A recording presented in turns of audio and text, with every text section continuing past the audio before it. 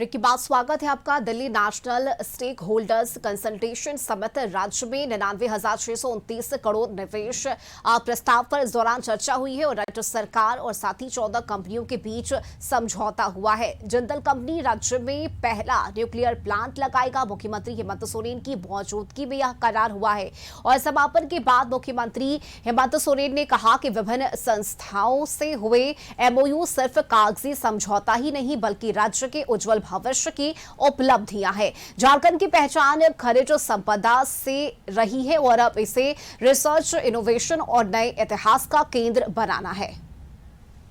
बात आप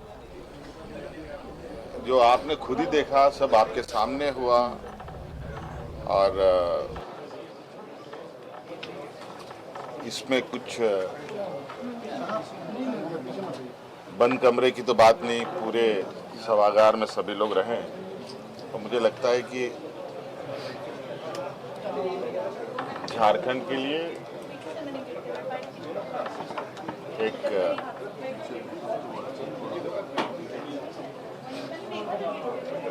वर्तमान परिस्थिति जो निर्भरता है, उस निर्भरता में एक नया अध्याय हम लोगों ने जोड़ा है।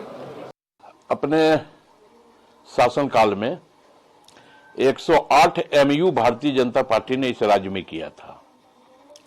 करोड़ों रुपया जनता की गाढ़ी कमाई को खर्च किया था, हाथी तक उड़ा दिया था। इतिहास में पहली बार अगर हाथी उड़ा तो भाजपा के शासन में इसी राज्य में उड़ा है। हम कोई हाथी नहीं उड़ा रहे हैं, लेकिन हम पूरी तरह सकारात्मक रुख अख्तियार करते हुए राज्य की जो खनिज संपदा है, जिस पर भारतीय जनता पार्टी 17 साल से लूट रही थी, जिसको उस खनिज संपदा को हम विकास के कामों में लगाने का काम करें। ये सरकार घोषणावीर सरकार है। हम तो स्वागत करते, कोई भी नया निवेश आने की बात करते।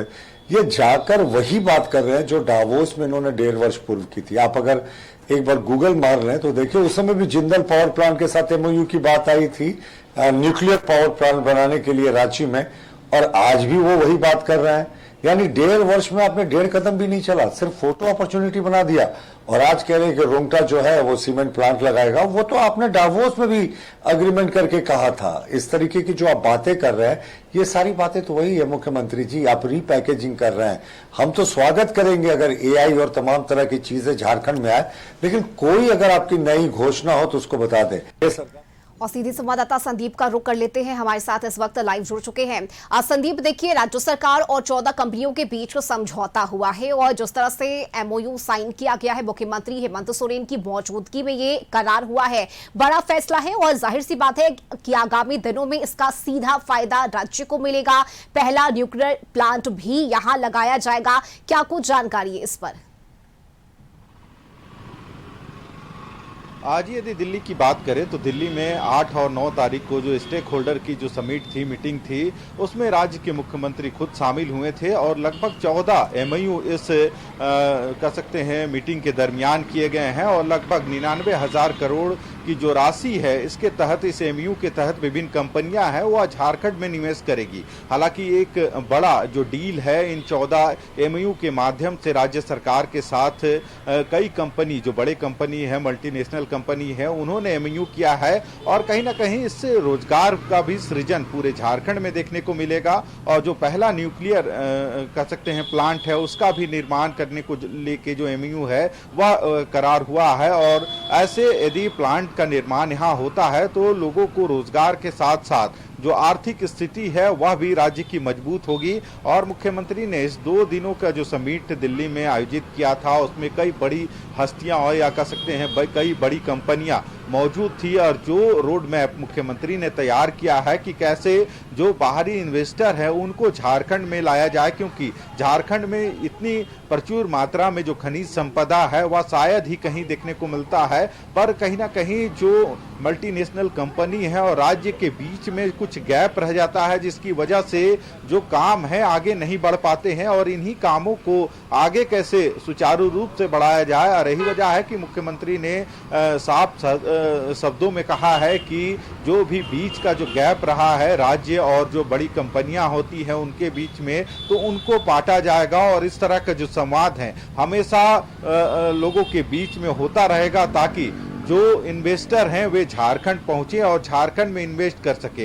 हालांकि 2 दिनों तक इस चलने वाले समिट में काफी संख्या में जो इन्वेस्टर हैं वे पहुंचे थे और सरकार की जो रोड मैप तैयार किया है उसको देखकर एमओयू भी किया गया है। तो कह सकते हैं एक बड़ी सौगात आने वाले दिनों में झारखंड को मिलने जा रही है, जिसमें लगभग 99,000 करोड़ से अधिक की राशि का एमओयू हुआ है और इसके धरातल पर उतरने के बाद कहीं ना कहीं राज्य के विकास की गति और भी कह सकते बिल्कुल हैं संदीप, देखिए अधिक विकास की बात कही जा रही है और जो सरकार में बैठे लोग हैं वो भी इसका स्वागत कर रहे हैं, लेकिन विपक्ष का कुछ और ही कहना है। विपक्ष का कहना है कि ये समझौते तो बार बार होते रहे हैं लेकिन धरातल पर वो तस्वीरें नजर नहीं आती और यही वजह है कि इसे लेकर अब पक्ष विपक्ष की तरफ से कई आरोप और प्रत्यारोप भी लगाए जा रहे हैं।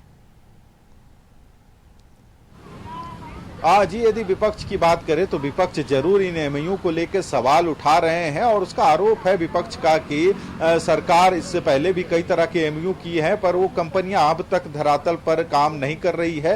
हालांकि जो सत्ता पक्ष है उनका कहना है कि हम जो बीजेपी जो विपक्ष में बैठी है उनके तरह सिर्फ सवाल नहीं खड़े करते।